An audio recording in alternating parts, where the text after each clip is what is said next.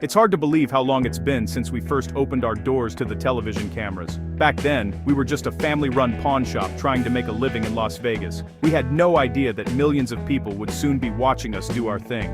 The very first deal that ever aired on Pawn Stars wasn't some million-dollar find, but it set the tone for everything that followed. A guy came in with an old-school electric stove, a classic piece from the 1950s. It was a cool item, but not exactly a museum piece. Still, it had a story, and that's what this business is all about. Every item that comes through that door has a history, a journey from its creation to our counter. I remember looking at that stove. It was big, bulky, and honestly, a bit of a pain to store. But it had that retro charm that people love.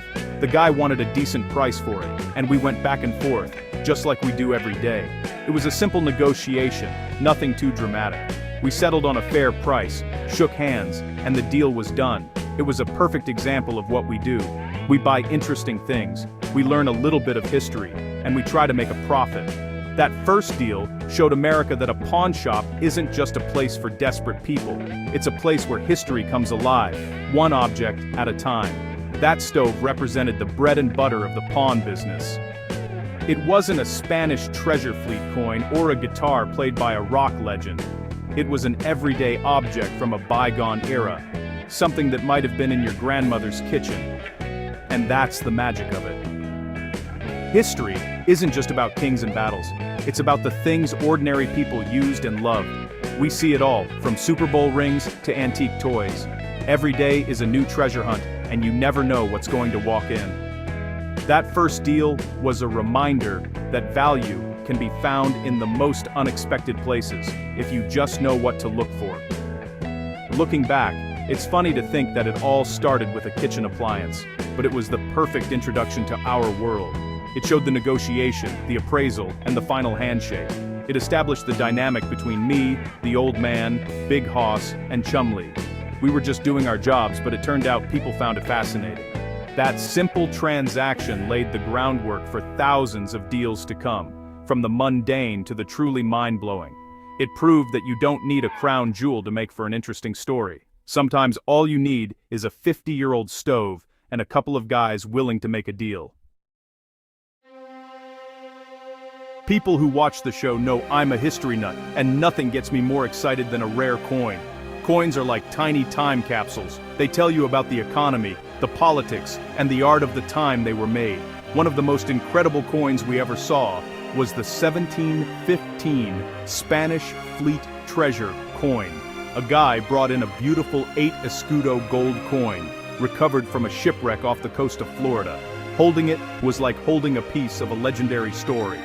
This wasn't just gold, it was pirate treasure, the kind of thing you read about in books. It was minted in Lima, Peru, and was on its way to Spain when a hurricane sank the fleet. Another coin that stands out is the 1922 high-relief peace dollar. Most people have seen a peace dollar, but the 1922 high-relief version is incredibly rare. They only made a small number of them before switching to a lower relief design because the original was too hard to strike properly. When a seller brought one in, I had to call in an expert to be sure. It's one of those items where the smallest detail can mean the difference between a few bucks and a small fortune. The coin was a beautiful piece of American artistry, symbolizing the country's desire for peace after World War I. It's a perfect example of how a small change in manufacturing can create a numismatic holy grail. We've also seen some of the smallest, yet most valuable coins. Take the no motto St. Gaudens double eagle, for example. These $20 gold pieces are considered one of the most beautiful coins ever minted by the United States. The ones made in 1907 and early 1908 are missing the words, "In God We Trust," because President Teddy Roosevelt thought it was sacrilegious to put the name of God on money. Public outcry forced Congress to add the motto back. Finding one of these godless coins is a real treat. It's a tangible piece of a fascinating debate between a president and the public, all captured on a small piece of gold that fits in the palm of your hand. Of course, not every coin is a home run. We see countless common coins that are only worth their weight in metal, but every now and then, something special comes through the door. I remember a 201 BC Sicilian coin that was over 2,000 years old. It wasn't worth a fortune, but holding something that was used as currency before the Roman Empire was at its peak is just incredible. It connects you to the ancient world in a very real way. That's the real treasure for me. It's not just about the profit, it's about touching history and sharing its story with everyone who watches the show. Everyone wants to know about the biggest scores. One of my best deals was for a collection of original silver certificates from the 1800s. A guy came in with a whole binder full of them, and he didn't fully grasp what he had. These weren't just old dollar bills. They were rare notes in pristine condition, some with unique serial numbers. My heart was pounding because I knew this was a once-in-a-lifetime find. The key to a deal like this is to stay calm. You can't let the seller know you've just found the pot of gold at the end of the rainbow. You have to be fair, but you also have to run a business. Negotiation is an art form. It's a dance. You have to read the other person, understand what they want, and find a middle ground where everyone feels like they won. I always start by asking them, what do you want to do with it? This tells me if they're here to sell or pawn, and it opens the conversation. I listen to their story, let them tell me why their item is special. Then, I bring in the reality. I explain the risks I'm taking, the costs of authenticating and storing the item, and the market demand. It's about managing expectations. I made a great deal on a 1941 Gibson SJ200 guitar once by doing just that, eventually getting it for a price that left plenty of room for profit. Identifying treasures among the junk is the real skill. It comes from years of experience, reading countless books, and making plenty of mistakes. I remember a guy brought in what he thought was just an old painting. It looked nice, but something about the signature caught my eye.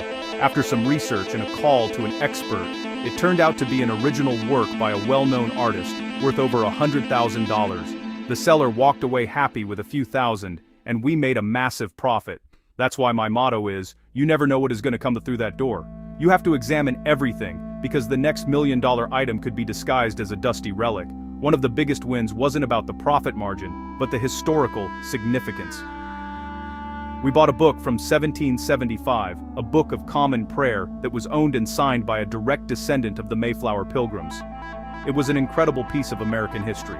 The negotiation was tough, because the item had huge sentimental value, but I was able to make a deal by showing genuine respect for the item and its story. The profit was good, but the feeling of preserving that piece of history was even better.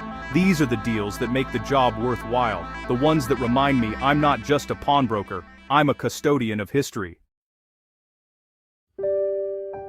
Pawn Stars has been on the air for a long time now, and honestly, the journey has been incredible. A major milestone for us was when the show became an international hit. Suddenly, we weren't just the gold and silver pawn shop in Las Vegas, we were a global phenomenon. Tourists from all over the world started lining up outside our door, not just to pawn things, but to see the shop and meet us. It really changed everything.